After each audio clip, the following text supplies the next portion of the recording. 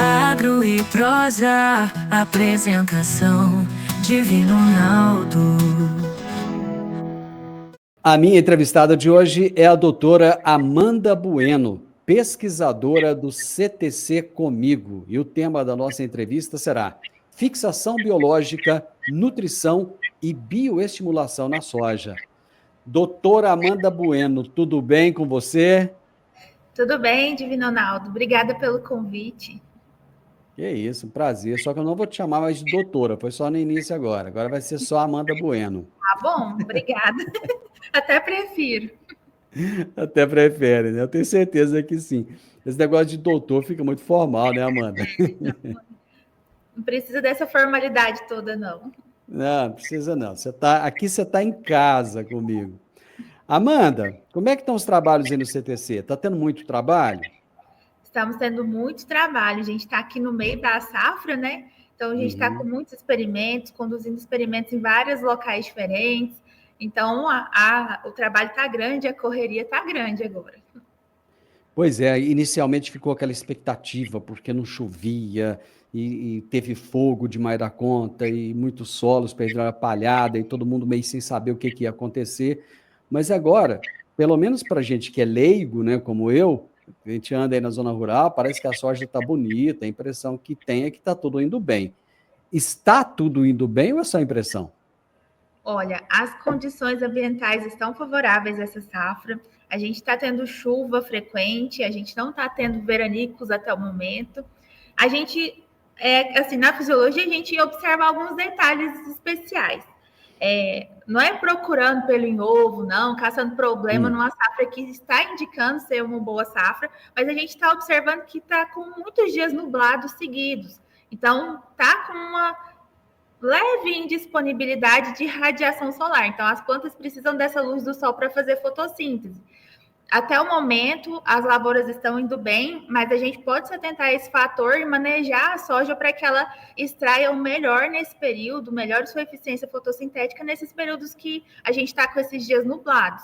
Então, a safra promete, a gente está aí esperando ótimas produtividades na região, mas a gente sempre pode pensar em melhorar e melhorar alguns processos fisiológicos no campo em vista dessas condições ambientais. Diante disso, qual é o manejo adequado? O manejo adequado, né, é observar a sua lavoura, verificar se ela está apresentando algum sintoma, por exemplo, se ela está com a folha fina, se a folha de soja da cultivar que você está plantando aí na sua área está ficando um pouco maior do que o que é de costume, se está apresentando aí sintomas de fitotoxidez em aplicações que anteriormente não apresentavam, isso indica que a planta está em um momento de estresse. E aí a gente pode entrar com algumas estratégias, por exemplo, a aplicação de magnésio via folha, de fósforo via folha, também vem mostrando bons resultados aí nessa melhora da fotossíntese.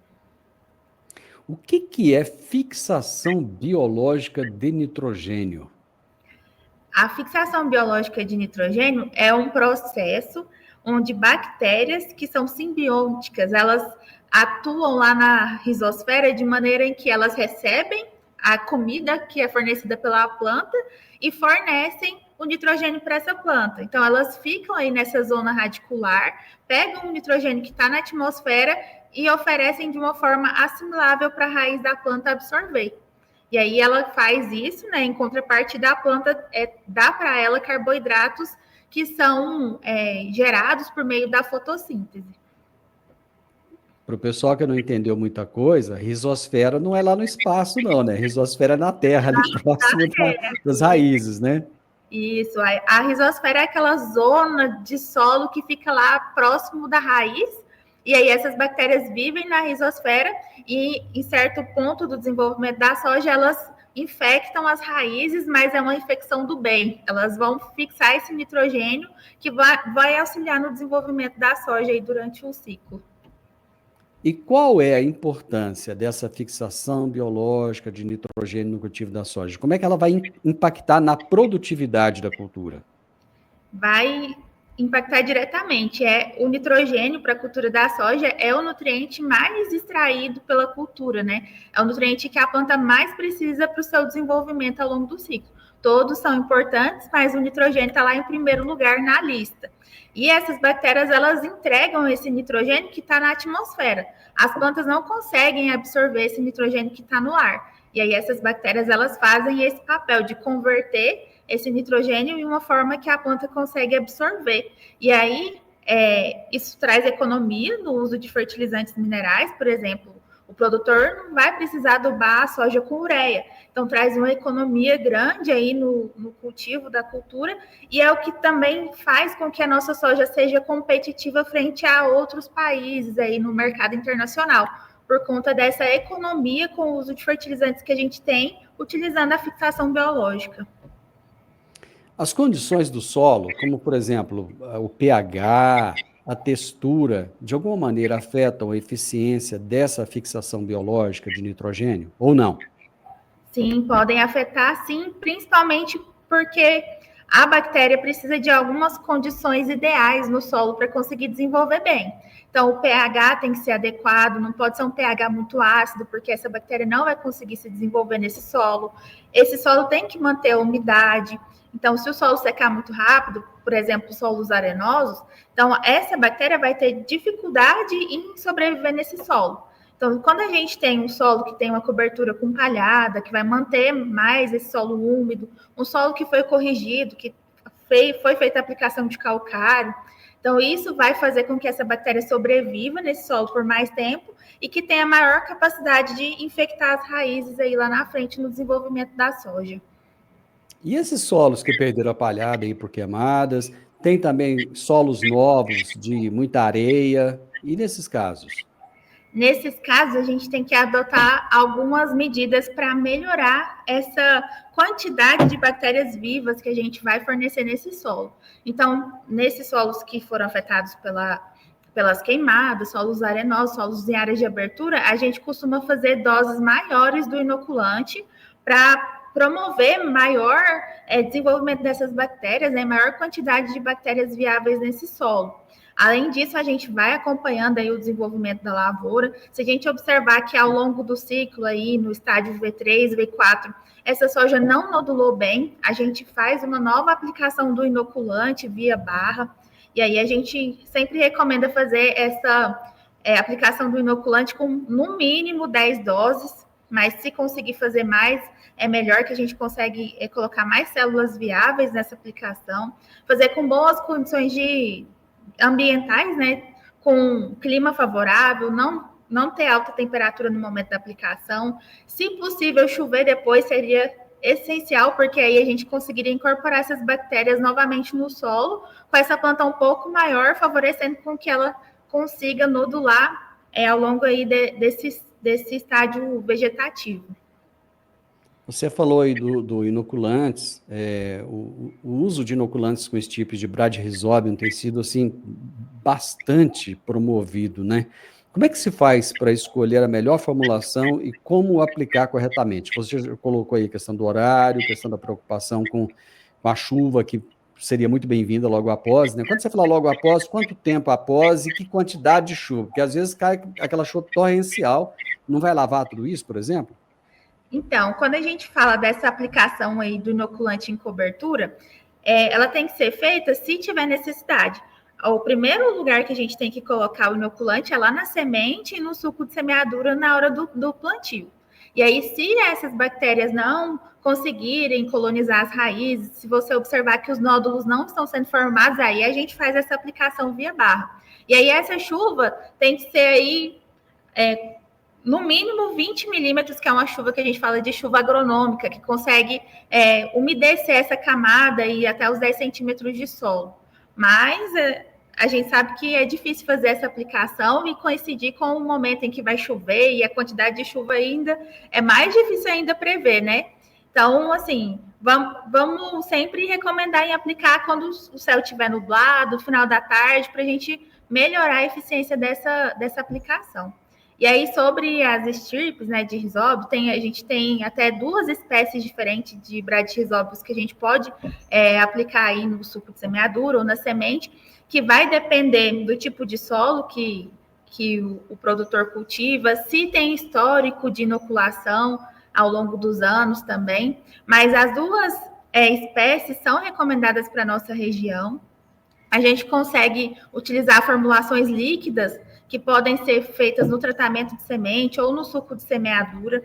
A gente também tem o inoculante turfoso, que ele é mais recomendado para fazer no tratamento de sementes também, que é uma boa alternativa, principalmente para fazer em áreas que já tem um cultivo aí histórico de soja, que já tem a adoção dessa tecnologia de aplicação desses micro-organismos no solo, que aí vai favorecer esse desenvolvimento dessas bactérias. Então, vai depender de como está a lavoura do produtor. Se é um cultivo inicial, a gente recomenda fazer no suco altas doses.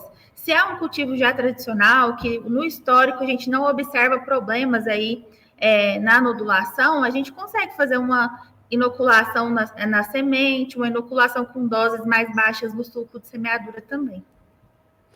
Amanda, principalmente aqui para a nossa região, ou para o nosso estado de Goiás. Eu falo nosso estado de Goiás é amplo, né? Porque você tem solos diferentes, você tem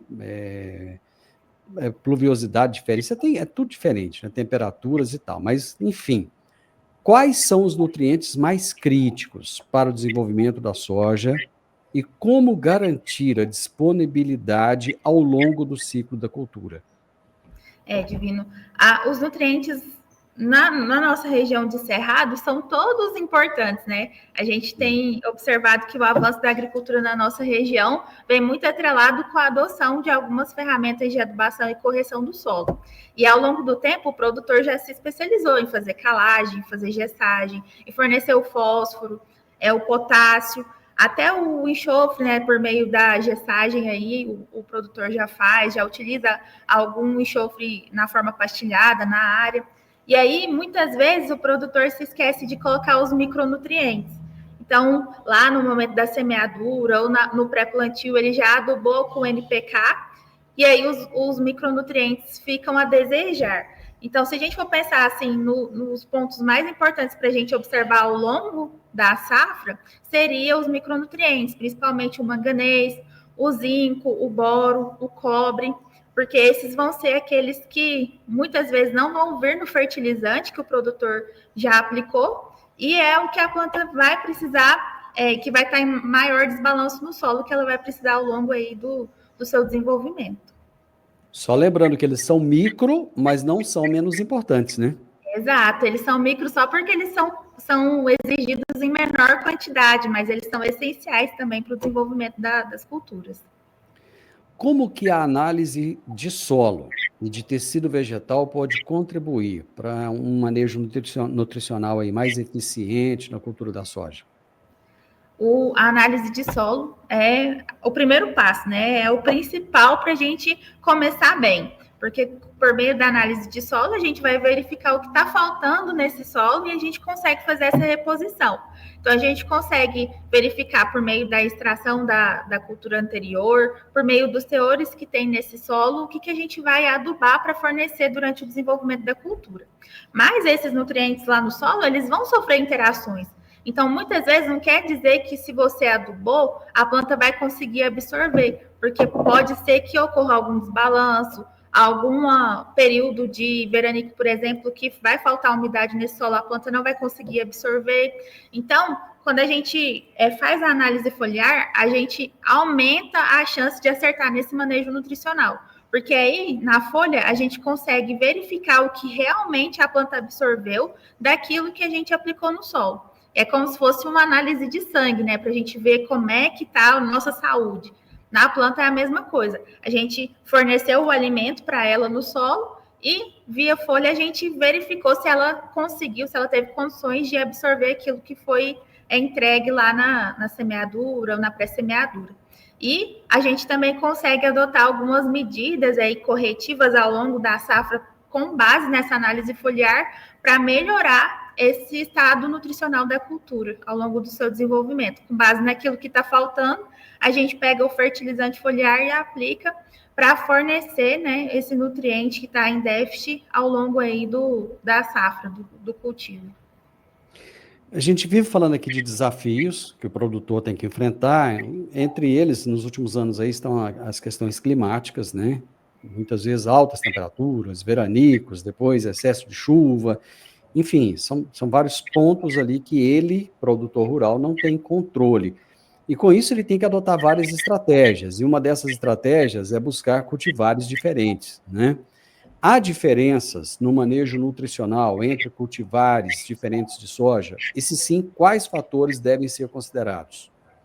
Existem diferenças, e aí a gente vai olhar no mercado, tem várias cultivares, né? Tem cada ano o mercado lança cultivares novas que vão sendo incorporadas aí na região, e muitas vezes a gente fica sem saber como é que a gente vai fazer esse manejo de forma mais assertiva para essas novas cultivares.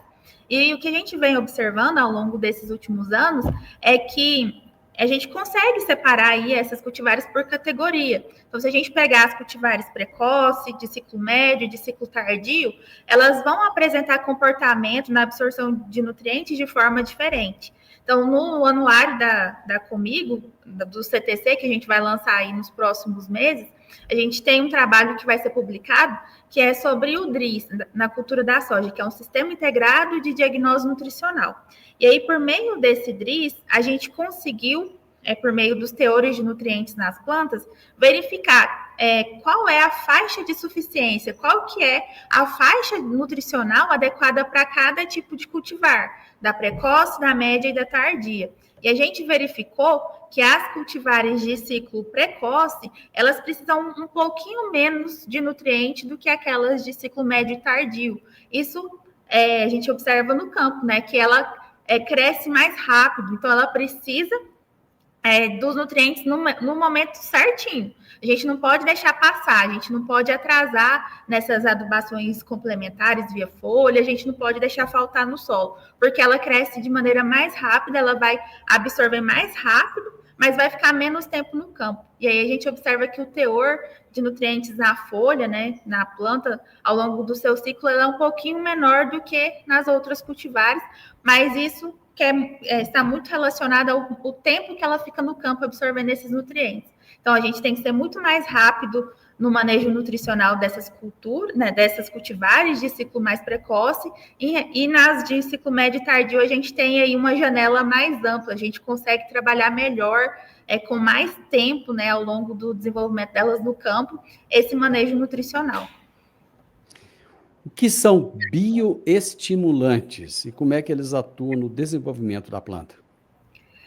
Os bioestimulantes são uma categoria de fertilizantes foliares, né, que não tem na sua principal função e composição nutrientes.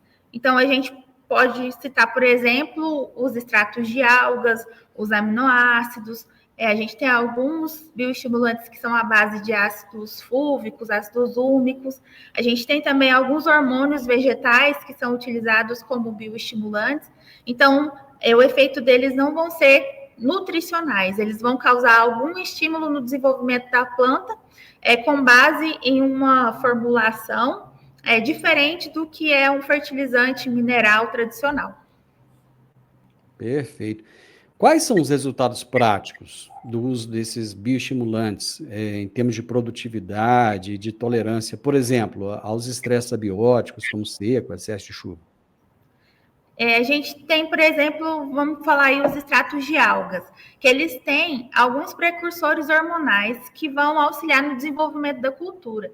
Então, a gente tem alguns extratos de algas que vão ser ideais para a gente aplicar no tratamento de semente ou no suco de semeadura, porque eles vão estimular o desenvolvimento das raízes. Então, eles vão ter na sua composição alguns precursores do hormônio que chama auxina, que é um hormônio que auxilia nesse desenvolvimento radicular. Então, isso vai fazer com que a planta tenha maior volume de raiz, tenha maior capacidade de absorver água, e isso vai fazer com que ela suporte melhor momentos de veranico. Por conta disso, né? Seu volume radicular vai fazer com que ela absorva mais água do solo nesses momentos em que vai faltar chuva, por exemplo. Então, esse é um dos exemplos práticos, né, para a gente utilizar algum tipo de bioestimulante visando algum problema que a gente possa enfrentar aí lá na frente. E existe um momento ideal, por exemplo, para a aplicação desses bioestimulantes? Cada bioestimulante vai ter o seu momento ideal. Então, pensando aí nos ácidos úmicos, a gente vai fazer essa aplicação essencialmente via solo, porque vai ser o momento em que ele vai exercer melhor função, tanto no condicionamento aí das raízes, quanto no fornecimento de estímulos para o desenvolvimento radicular. E a gente tem também alguns hormônios, por exemplo, a citocinina, que a gente aconselha a fazer a utilização no estágio vegetativo, para favorecer o desenvolvimento da ramificação lateral das plantas. A gente tem um hormônio também que é a giberelina, que a gente já tem uma recomendação para utilizar ele se for de forma isolada lá no florescimento, para estimular o pegamento das flores, para estimular a produção, né, das vagens. Então, cada função, né, que a gente espera daquele bioestimulante vai determinar o momento em que a gente vai fazer essa recomendação de aplicação. Pois é, a gente vê que soluções existem muitas. O produtor se preocupa hoje muito com a questão dos custos, né? Ele tem ali que ter um controle de custo, porque ele não tem controle do preço na hora da venda, né? Quem tem isso é o mercado. Os bioestimulantes, eles são uma alternativa viável, por exemplo, para pequenos e médios produtores, considerando custo-benefício? São, sim, uma alternativa viável, pensando nesses fatores, né, que vão auxiliar em várias etapas do desenvolvimento da cultura no campo. E a gente tem, até nos estudos aqui do CTC, trabalhos publicados com diferentes tipos de tecnologia. Então, a gente tem tecnologia para o pequeno, para o médio e para o grande produtor, aquele que tem baixo capital para o investimento e para aquele que pode investir um pouco mais alto. Então, a gente não gosta de recomendar fazendo Ctrl+C, Ctrl+V, né? Copiando e colando uma solução de uma área para outra. A gente consegue, dentro do manejo que aquela área, que aquele produtor precisa, trazer uma alternativa que seja viável tanto economicamente, quanto seja sustentável lá para o desenvolvimento da cultura dele, que vai trazer benefícios lá na frente. Tem que personalizar, né? Hoje em dia não dá para fazer mais receitinha de bolo para todo mundo, né? Cada um tem que ter. Na sua opinião, Amanda, quais são os principais desafios e as oportunidades para ampliar esse uso de práticas biológicas e sustentáveis na sojicultura brasileira? Eu acredito que os principais desafios estão aí na transparência das empresas em relação aos produtos que elas estão comercializando no mercado. Então, a gente tem aí uma legislação que é um pouco mais tranquila para o registro desses fertilizantes em relação, por exemplo, a produtos químicos como fungicidas e herbicidas, e muitas vezes a gente não sabe o que realmente tem naquele produto que a gente está aplicando na nossa lavoura.